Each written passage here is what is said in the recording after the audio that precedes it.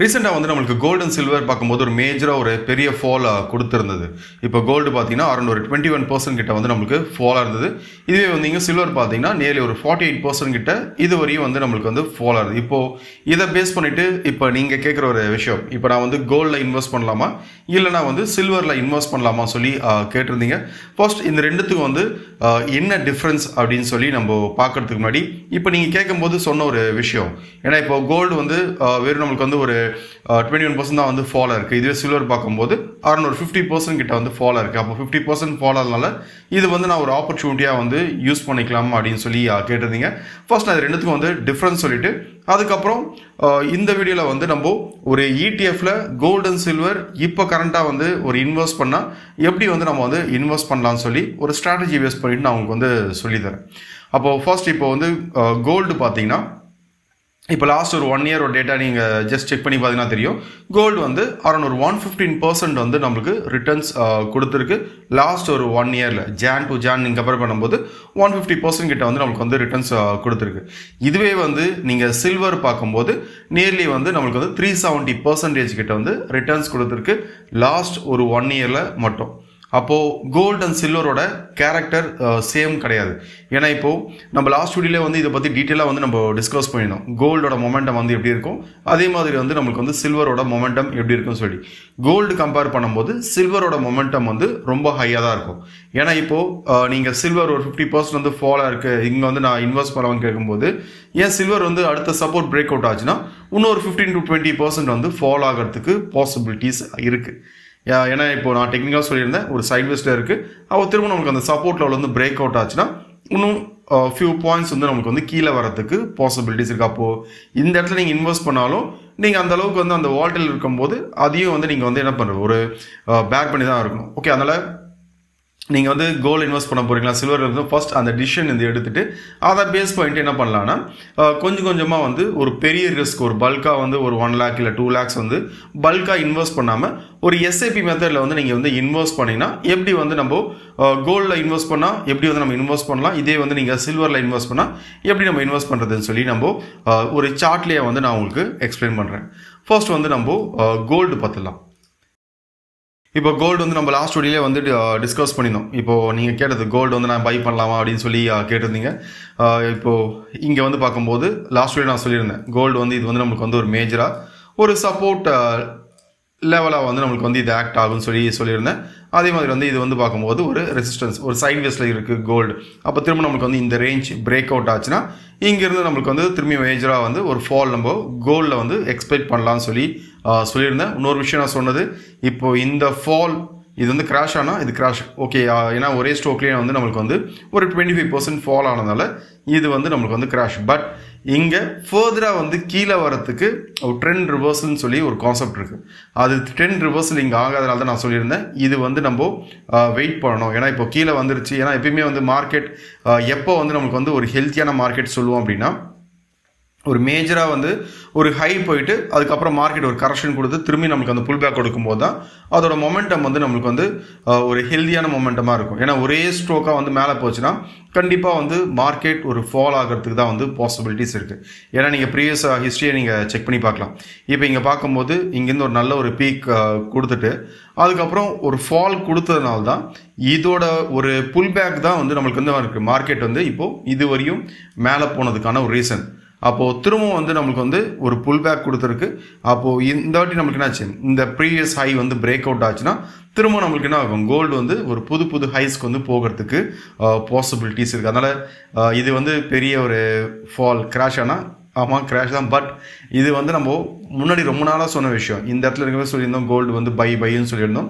ஆனால் இங்கே யார் வந்து ஒரு ஹியூஜ் லாஸில் இருந்திருப்பாங்கன்னா, இந்த இடத்துல யார் வந்து இன்வெஸ்ட் பண்ண ஸ்டார்ட் பண்ணாங்களோ அவங்க தான் வந்து என்ன பண்ணியிருப்பாங்க, மேஜராக வந்து ஒரு பெரிய லாஸில் இருந்திருப்பாங்க. ஏன்னா இப்போது ஒரு 1 lakh இன்வெஸ்ட் பண்ணியிருந்தால் உடனே நம்மளுக்கு என்ன ஆகும், அரௌண்ட் 25% கிட்ட வந்து கோல்டில் வந்து லாஸ். அப்போது திரும்ப நம்மளுக்கு அந்த வேல்யூ வரதுக்கு டைம் எடுக்கும். அப்போ அந்த டைம் கொடுக்குற மாதிரி இருந்துச்சுன்னா அது அவங்களுக்கு லாஸ் கிடையாது, பட் டைம் வந்து வேஸ்ட் ஆகும். அதனால தான் எப்பயுமே சொல்கிற விஷயம், இன்வெஸ்ட்மெண்ட் பொறுத்தவரையும் நம்ம கரெக்டான ஒரு என்ட்ரி கொடுத்தா டைம் வேஸ்ட் பண்ண மாட்டோம். இல்லை நம்ம வந்து எங்கே வேணாலும் போய் என்ட்ரி எடுக்கலாம்னு சொல்லி எடுத்திங்கன்னா உங்கள் டைம் திரும்பி வந்து இந்த திரும்பி இந்த லெவல் வரதுக்கு நம்மளுக்கு வந்து எவ்வளோ நாள் எடுக்குமோ அந்த டைம் வந்து நம்மளுக்கு வந்து வேஸ்ட். பட் ஹோல்ட் பண்ணிங்கன்னா இது வந்து நம்மளுக்கு வந்து லாஸ் கிடையாது. எப்பயுமே வந்து இன்வெஸ்ட் பொறுத்த வரையும் பொறுமை ரொம்ப முக்கியம். ஏன்னா இப்போது ஒரு டைம் வேஸ்ட் பண்ண நான் ரெடியாக இருக்கேன் அப்படின்னும் போது இது வந்து உங்களுக்கு லாஸ் கிடையாது. திரும்பி ஏன்னா கோல்டு இப்போது நாளைக்கே வந்து நமக்கு ஒரு 8,000 போயிடும், இல்லை 6,000 போயிடுமானா கண்டிப்பாக போகிறதுக்கு பாசிபிலிட்டிஸ் ரொம்ப ரொம்ப கம்மி. திரும்பி நம்ம கீழே வந்தது திரும்பி ஒரு புது புது ஹைஸ் பார்க்க போகுது. பட் இங்கே வந்து நம்மளுக்கு வந்து என்ன ஃபார்மேஷன் கொடுக்க போதோ அதை வெயிட் பண்ணிவிட்டு அதை பேஸ் பண்ணி தான் வந்து நம்ம டிசிஷன்ஸ் எடுக்க முடியும். ஏன்னா அதனால தான் நான் என்னோட லாஸ்ட் இயர்லேயே வந்து நான் சொல்லியிருந்தேன், இன்னும் நம்மளுக்கு வந்து அந்த கன்ஃபர்மேஷனுக்காக நான் வெயிட் பண்ணுறேன் அப்படின்னு சொல்லி. இங்கே வந்து ட்ரெண்ட் ரிவர்சல் ஆகலை. ட்ரெண்ட் ரிவர்சல் ஆனால் தான் இங்கேருந்து திரும்பி வந்து நம்மளுக்கு வந்து ஒரு ஃபால் கண்டினியூ ஆகும். அது உங்களுக்கு வந்து நான் அப்கமிங் வீடியோஸில் வந்து இதை பற்றி நான் உங்களுக்கு அப்டேட் பண்ணும்போதே வந்து டீட்டெயிலாக வந்து என்ன ஃபார்மேஷன் இருக்குன்னு சொல்லி உங்களுக்கு நான் அப்டேட் பண்ணுறேன். ஓகே, அதனால் கோல்டு இப்போ வந்து கரெக்டாக நீங்கள் இன்வெஸ்ட் பண்ணால் எப்படி வந்து நம்ம கோல்டில் வந்து இன்வெஸ்ட் பண்ணலாம். இப்போ நான் சொல்கிறது வந்து கோல்டு பீஸ்.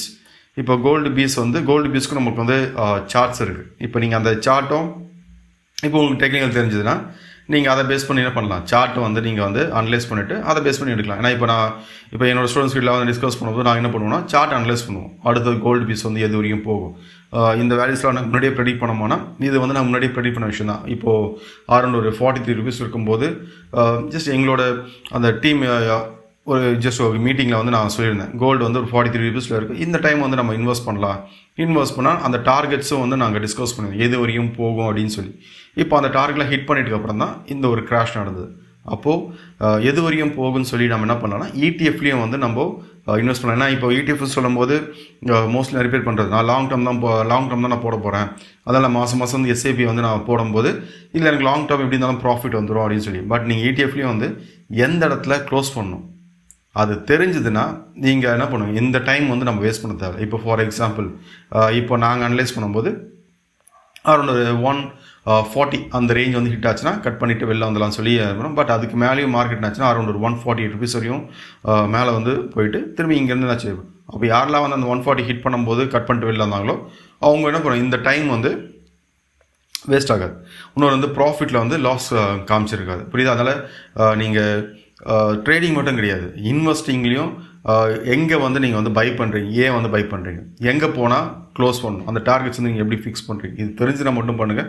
சும்மா பிளைண்டாக நான் அடுத்த ஒரு 10 years போட போகிறேன், அடுத்த ஒரு 15 years போட போகிறேன் அப்படின்னு சொல்லிட்டு போடாதீங்க.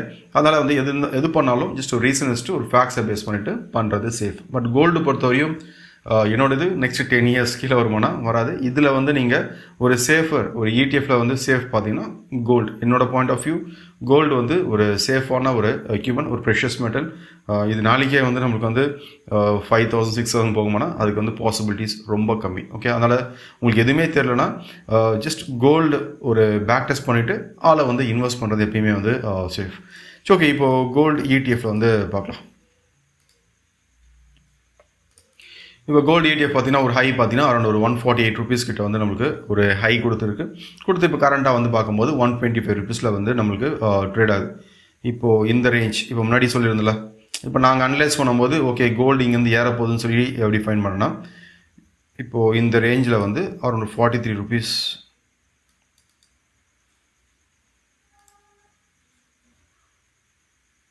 இப்போ இந்த இடத்துல பார்க்கும்போது ஒரு மேஜராக வந்து ஒரு ஃபுல்லாக ஒரு சைட்வேஸ்.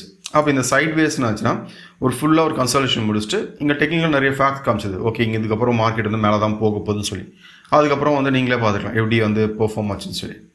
இங்கேருந்து ஒரு பிரேக் அவுட் கொடுத்துட்டு ரீடெஸ்ட் கொடுத்துட்டு திரும்ப நம்மளுக்கு என்னாச்சு, இந்த இடத்துல ஒரு சைட்வேஸ், அதுக்கப்புறம் ஸ்டார்ட் ஆன ரேலி தான் நம்மளுக்கு வந்து இவ்வளோ தூரம் மேலே வந்து போயிருக்கு, புரியுதா? அப்போது மார்க்கெட் இப்போ கோல்டில் நீங்கள் இடிஎஃப்பில் போட்டால் கூட எது வரையும் போகும்னு தெரிஞ்சுட்டு அதை பேஸ் பண்ணிட்டு என்ன பண்ணலாம், நீங்கள் வந்து கோல்டில் வந்து நீங்கள் இன்வெஸ்ட் பண்ணலாம். உங்கள்கிட்ட ஃபண்டே கிடையாதுனாலும் ஜஸ்ட் ஒரு 500 rupees மந்த்லி ஒரு 500 வந்து நீங்கள் போட்டுனே வந்தீங்கன்னா அது வந்து உங்களுக்கு வந்து ஒரு குவான்டிட்டிஸ் வந்து நம்மளுக்கு வந்து அக்யூமுலேட் ஆகும்போது ஒரு நல்ல ஒரு ப்ராஃபிட் வந்து நம்மளுக்கு எடுக்கிறதுக்கான பாசிபிலிட்டிஸ் அதிகமாக இருக்குது. ஓகே, அதனால் ஓகே இப்போ கரண்ட்டாக வந்து நம்மளுக்கு வந்து கோல்டு எப்படி இருக்குன்னு சொல்லி நம்ம பார்க்கலாம். இப்போ இது பார்த்தீங்கன்னா கோல்டு வந்து அரௌண்ட் ஒரு 125 rupeesல வந்து இருக்குது. ஒரு ETF பார்க்கும்போது நேர்லி 125 rupeesல இருக்குது. என்னோடய பாயிண்ட் ஆஃப் வியூ இப்போது கோல்டு பொறுத்தவரையும் ஒரு 3% வந்து நீங்கள் அக்யூமுலேட் பண்ணணும். இப்போ ஃபார் எக்ஸாம்பிள் நீங்கள் வந்து இப்போ தான் நீங்கள் ஸ்டார்ட் பண்ணுறீங்க அப்படின்னா ஒரு 125 rupeesல வந்து நீங்கள் வந்து பை பண்ணிங்கன்னா ஒரு 3%க்கு வந்து என்ன பண்ணுங்கன்னா ஒரு மேலே போனாலும் பை பண்ணுங்கள், அதே மாதிரி வந்து கீழே வந்தாலும் பை பண்ணுங்கள் 3%. அப்போது என்னோடய பாயிண்ட் ஆஃப் வியூ கோல்டு ஒரு மேஜரான ஒரு டிமாண்ட் ஜோனாக வந்து நான் எது கன்சிடர் பண்ணுறேன்னா இந்த ரேஞ்ச் வந்து நான் மேஜராக வந்து ஒரு டிமாண்ட் ஜோனாக கன்சிடர் பண்ணுறேன். இப்போது இன்னும் நம்மளுக்கு அந்த புல் பேக் ஃபுல்லாக வந்து கொடுக்கல, திரும்பி ஓவராலாக ஹியூஜ் ஒரு பை மொமெண்ட்டுக்கான ஒரு புல் பேக் கொடுக்கல. நான் வந்து இந்த இடம் வந்து ஒரு மேஜரான ஒரு அக்யூமுலேஷனாக வந்து நான் பார்க்குறேன். அரௌண்ட் ஒரு ரவுண்ட் ஃபிகராக பார்த்தீங்கன்னா ஒரு 100 rupees கோல்டு திரும்ப நம்மளுக்கு வந்து இந்த ரேஞ்ச் ஹிட் ஆச்சுன்னா ஒரு நல்ல ப்ரைஸாக ஒரு ETF வந்து நல்ல ப்ரைஸாக வந்தாலும் நான் பார்க்குறேன். பட் அதனால் இங்கே வந்தால் தான் நான் பை பண்ண போகிறேன்னா அந்த மாதிரி கிடையாது. நீங்கள் இங்கேயும் பை பண்ணலாம். பை பண்ணும்போது இப்போ ஃபார் எக்ஸாம்பிள் நீங்கள் 500 rupeesக்கு வந்து நீங்கள் பை பண்ணுறீங்கன்னா உங்களுக்கு வந்து இன்னும் ஒரு 4 குவான்டிட்டிஸ் வந்து உங்களுக்கு வந்து கிடைக்கும். அப்போ கீழே வரும்போது நீங்கள் பை பண்ணிங்க அதுக்கு ஏற்ற மாதிரி குவான்டிட்டிஸ். இப்போது ஃபார் எக்ஸாம்பிள் நீங்கள் வந்து ஒரு 6 month நீங்கள் வந்து பை பண்ணினே இருக்கீங்க, உங்களுக்கு வந்து நீங்கள் ஒரு 200 இல்லை 300 குவான்டிட்டிஸ் வந்து நீங்கள் அக்யூமுலேட் பண்ணிட்டீங்க அப்படின்னா திரும்ப நம்மளுக்கு வந்து இந்த ரேலி முடிச்சுட்டு இப்போது இங்கே கீழே வந்து நம்மளுக்கு வந்து கரெக்ஷன் இருக்கா,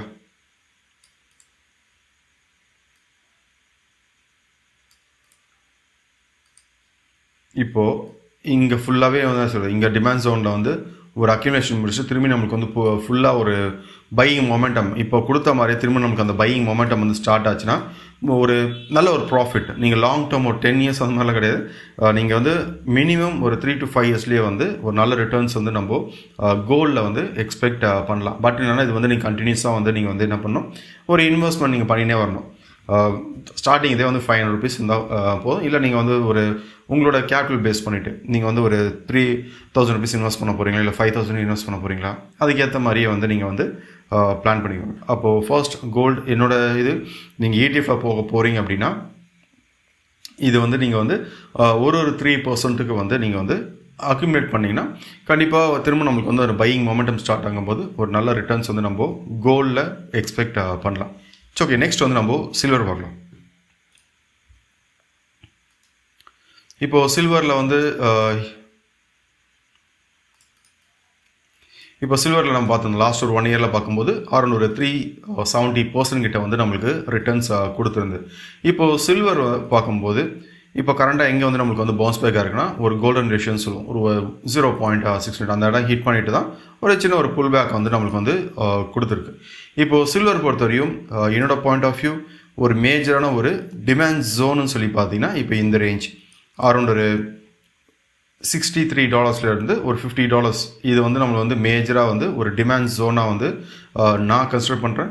அப்போ இங்கேருந்து ஒரு புல் பேக் திரும்பியும் ஒரு கண்டிப்பாக இது இங்கேருந்து மேலே போகிறதுக்கு முன்னாடி கண்டிப்பாக வந்து ஒரு ஸ்டாப் ஹண்டிங் மார்க்கெட்டில் வந்து கண்டிப்பாக ஒரு மேனிப்புலேஷன் இருக்கும். அப்போ அந்த மேனிப்புலேஷன் வந்து இதுக்குள்ளே நடக்கிறதுக்கான பாசிபிலிட்டிஸ் அதிகமாக இருக்குது. ஏன்னா இப்போது ஒரு ஃபால் ஆகும்போது எப்படி மார்க்கெட்டில் வந்து ஒரு ஹியூஜ் ஒரு மேனிப்புலேட் பண்ணிவிட்டு ஃபால் ஆச்சோ அதே மாதிரி வந்து திரும்பியும் நம்மளுக்கு வந்து ஒரு மேலே போக போகுதுன்னா கண்டிப்பாக நம்மளுக்கு வந்து அதுக்கேற்ற மாதிரி நியூஸஸ் வரும். அந்த நியூஸஸ் பேக்கப் பண்ணும்போது இப்போது இந்த இடத்துல வந்து ஃபுல்லாகவே நம்மளுக்கு வந்து ஃபில் ஆகும். இப்போ டிமாண்ட் ஜோன்னா இப்போ இன்ஸ்டியூஷன்ஸ் என்ன பண்ணுவாங்கன்னா இந்த இடத்த ஃபுல்லாத்தையும் வந்து உங்களோட ஆர்டர்ஸ் பெண்டிங் ஆர்டர்ஸ் வந்து ஃபில் பண்ணிவிட்டு ஒரு மொமெண்டம் கொடுக்க போதுன்னா கண்டிப்பாக இந்த ஒரு பெண்டிங் ஆர்டர்ஸ் ஃபில் பண்ணிவிட்டு அதுக்கப்புறம் தான் வந்து நம்ம மொமெண்டம் கொடுக்கவே வந்து ஸ்டார்ட் பண்ணுவாங்க. ஓகே, அதனால் சில்வர் பொறுத்தவரையும் என்னோடய பாயிண்ட் ஆஃப் வியூ இது வந்து நம்மளுக்கு வந்து மேஜராக வந்து ஒரு டிமாண்ட் ஜோனாக வந்து ஆக்ட் ஆகும். அப்போது இந்த ரேஞ்சில் இருக்கும் போதெல்லாம் வந்து நம்ம என்ன பண்ணலாம், சில்வரில் வந்து கான்சன்ட்ரேட் பண்ணலாம். இப்போது இதில் வந்து நீங்கள் ஃபியூச்சர்ஸ் போனீங்கன்னா நியர்லி நம்மளுக்கு வந்து ஒரு 2.5 ஒரு 3 lakhs வரையும் நம்மளுக்கு வந்து தேவைப்படும் ஜஸ்ட் பெர் லாட்டுக்கு. ஓகே, பட் இதுவே வந்து நீங்கள் ETF போனீங்கன்னா அந்த அளவுக்கு தேவைப்படும். அப்போ உங்கள்கிட்ட ஃபண்ட் இல்லைன்னா ஜஸ்ட் நம்ம என்ன பண்ணலாம், ETF போய்ட்டு எடுத்துக்கலாம். இப்போது சில்வர் பார்க்கும்போது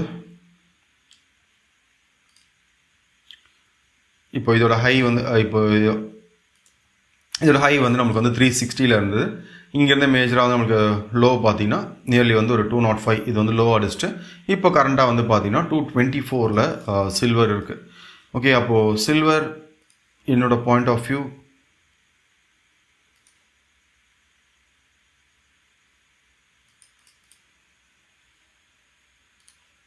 இப்போ சில்வர் பொறுத்தவரையும் என்னோடது அந்த ஜோன் லெவல் பார்த்தீங்கன்னா இப்போ இந்த ரேஞ்ச் வந்து இது மேஜரான ஒரு ஜோன் லெவலாக வந்து ஆக்ட் ஆகும். இப்போது 185 அரௌண்ட் ஒரு 160 இது வந்து நம்மளுக்கு வந்து மேஜராக வந்து ஒரு ஜோன் லெவல் ஆக்ட் ஆகும். அப்போது நீங்கள் இங்கேயும் ஸ்டார்ட் பண்ணலாம். எஸ்ஐபி வந்து இங்கேயும் ஸ்டார்ட் பண்ணலாம். இல்லை நான் வந்து இந்த ரேஞ்ச் இன்னும் கொஞ்சம் கீழே இறங்கும்னு சொல்லி எக்ஸ்பெக்ட் பண்ணுறேன், அப்போ இந்த ரேஞ்சில் வந்தால் நான் வந்து இன்வெஸ்ட்மெண்ட் ஸ்டார்ட் பண்ணுறனாலும் ஸ்டார்ட் பண்ணலாம். ஜஸ்ட் அது உங்களோட ஃபினான்ஷியல் அட்வைசரை கேட்டு நீங்கள் அதை பேஸ் பண்ணிவிட்டு உங்களோட டிசிஷன்ஸை வந்து நீங்கள் எடுத்துக்கலாம். ஓகே, அதனால் என்னோட பாயிண்ட் ஆஃப் வியூ சில்வர் பொறுத்தவரையும் இப்போ எப்படி கோல்டு வந்து நான் 3% சொல்லணும், சில்வர் வந்து 5%. ஏன்னா கோல்டை கம்பேர் பண்ணும்போது சில்வருக்கு வந்து நம்மளுக்கு வால்டிலிட்டி அதிகமாக இருக்கும். ஏன்னா உங்களுக்கு பர் டேவே பார்த்தீங்கன்னா நியர்லி ஒரு 8% இல்லை 9% அது மொமெண்டமே வந்து இருக்கும். அப்போ சில்வரில் வந்து ஒரு 5% ஒன்ஸ் என்ன பண்ணுங்கன்னா நீங்கள் வந்து அக்யூமுலேட் பண்ண ஸ்டார்ட் பண்ணுங்கள். இப்போது இது வந்து நம்மளுக்கு வந்து 224 இருக்குது. அப்போ ஒரு 500 rupees நீங்கள் இன்வெஸ்ட் பண்ணிங்கன்னா ஒரு 2 யூனிட்ஸ் வந்து நீங்கள் என்ன பண்ணலாம்னா பை பண்ணலாம். அப்போது சில்வர் திரும்ப நம்மளுக்கு வந்து கீழே வந்தாலும் ப்ராப்ளம். ஸோ ஓகே, இப்போது இதில் வந்து நம்மளுக்கு ரிஸ்க் இருக்கானா, இதில் வந்து நம்மளுக்கு வந்து ரிஸ்க் ரொம்ப கம்மி. ஏன்னா என்றைக்காக இருந்தாலும் நம்மளுக்கு கோல்டு அண்ட் சில்வர் மேலே போகிறதுக்கு தான் வந்து பாசிபிலிட்டிஸ் இருக்குது. எப்பயுமே வந்து கோல்டு அண்ட் சில்வர் பொறுத்தவரையும் ஃபால் வந்து டெம்பரரி, ஆனால் திரும்ப நம்மளுக்கு வந்து புல் பேக் கொடுக்கறதுக்கான பாசிபிலிட்டிஸ் தான் வந்து ரொம்ப அதிகம். அப்போது சில்வர் பொறுத்தவரையும் கீழே வந்தாலும் இந்த ரேஞ்ச் நம்மளுக்கு வந்து ஃபில் பண்ணிவிட்டு அதுக்கப்புறம் ஒரு புல் பேக் கண்டிப்பாக இருக்கும். அப்போ இந்த ரேஞ்ச் ஃபில் பண்ணும்போதே இப்போ ஃபார் எக்ஸாம்பிள் இப்போ நீங்கள் வந்து ஒரு 100 யூனிட்ஸ் இல்லை 200 யூனிட்ஸ் வந்து ஒரு அக்யூமுலேட் பண்ணிட்டீங்க அப்படின்னா ஒரு நெக்ஸ்ட் ஒரு 6 month to 9 months ஒரு அக்யூமுலேட் பண்ணிட்டீங்கன்னா திரும்ப நம்மளுக்கு அந்த புல் பேக் கொடுக்கும்போது கண்டிப்பாக இதுலேயும் வந்து ஒரு நல்ல ரிட்டர்ன்ஸ் கொடுக்கறதுக்கான பாசிபிலிட்டிஸாக இருக்குது. ஓகே, அதனால் ஃபர்ஸ்ட் திங் நீங்கள் ஃபிசிக்கல் கோல்டு அண்ட் சில்வர் வாங்கினீங்கன்னா அது ப்ராப்ளம் கிடையாது. ஏன்னா என்றைக்காக இருந்தாலும் இதே ப்ரைஸில் இருக்குமானா கண்டிப்பாக இருக்கா, திரும்பி மேலே போகிறதுக்கு தான் வந்து பாசிபிலிட்டிஸ் இருக்குது. அதான் அது வந்து நமக்கு லாஸாக வந்து நம்ம கன்சிடர் பண்ண மாட்டோம் ஒரு ஃபிசிக்கல் கோல்டு அண்ட் சில்வர் வாங்கினீங்கன்னா. ஓகே, இதுவே வந்து நீங்கள் ETF இது பண்ணும்போது இது வந்து எஸ்ஐ பல்காக நீங்கள் இன்வெஸ்ட் பண்ணுறத விட எஸ்ஐபி மெத்தட் இன்வெஸ்ட் பண்ணிங்கன்னா கண்டிப்பாக லாங் டேர்மில் இதில் வந்து ஒரு நல்ல க்ரோத் இருக்கும். இது வந்து ஜஸ்ட் என்னோட பாயிண்ட் ஆஃப் வியூ. நீங்கள் என்ன பண்ணுங்கள், உங்களோட ஃபினான்ஷியல் அட்வைசரை கேட்டு அதை பேஸ் பண்ணிட்டு நீங்கள் வந்து உங்களோட டிசிஷன்ஸை வந்து எடுத்துக்கலாம். ஓகே, அதனால் கோல்டு அதுக்கப்புறம் வந்து சில்வர் இதை பற்றி நீங்கள் கேட்டிருந்தீங்க, இப்போ இன்வெஸ்ட் பண்ணலாமான்னு சொல்லி ரிப்பீட்டடாக வந்து கொஸ்டின் கேட்டிருந்தீங்க. இதுதான் வந்து நான் ஃபாலோ பண்ணுற ஸ்ட்ராட்டஜி. இப்போ என்னோட ஸ்டூடெண்ட்ஸ்கிட்ட நாங்கள் பண்ணுற விஷயம். பட் இதில் வந்து இப்போ நான் எந்த இடத்துல வந்து பை பண்ணலாம், எங்கே வந்து டிமாண்ட் ஜோன் இருக்குன்னு சொல்லிட்டு. பட் இதுவே வந்து எப்படி டார்கெட் ஃபிக்ஸ் பண்ணணும், இது வந்து அந்த ஒரு சின்ன டிஃப்ரென்ஸ் இருக்குது. இப்போ அவங்களுக்கு வந்து எப்படி டார்கெட் ஃபிக்ஸ் பண்ணணும்னு சொல்லி தெரியும். இப்போ அது இது ஃபார் எக்ஸாம்பிள் இப்போ இது வந்து ஒரு ரிவர்சல் கொடுத்துட்டு திரும்பியும் நம்மளுக்கு ரேலி ஸ்டார்ட் ஆச்சுன்னா எது வரையும் போகும்னு சொல்லி தெரிஞ்சதுன்னா பொறுமையாக அங்கே வெயிட் பண்ணிவிட்டு அந்த லெவல் ஹிட் பண்ணிச்சுன்னா கட் பண்ணிட்டு வந்துடலாம். அதனால் நீங்களும் ரிசர்ச் பண்ணுங்கள், ரிசர்ச் பண்ணிவிட்டு அதை பேஸ் பண்ணிட்டு உங்களோட டிசிஷன்ஸை வந்து நீங்கள் எடுத்துக்கலாம். ஓகே, அதனால் இது ரெக்கமெண்டேஷன்ஸ் கிடையாது, ஜஸ்ட் இது வந்து என்னோட பாயிண்ட் ஆஃப் வியூ. அதே மாதிரி நீங்களும் வந்து உங்களை ரிசர்ச் பண்ணுங்கள், இல்லைனா வந்து உங்கள் ஃப்ரெண்ட்ஸ் கேட்டு அதை பேஸ் பண்ணிட்டு உங்களோட டிசிஷன்ஸை வந்து நீங்கள் எடுத்துக்கலாம். ஸோ ஓகே, இந்த வீடியோ உங்களுக்கு யூஸ்ஃபுல்லாக வந்திருக்கும்னு நினைக்கிறேன். தேங்க்யூ.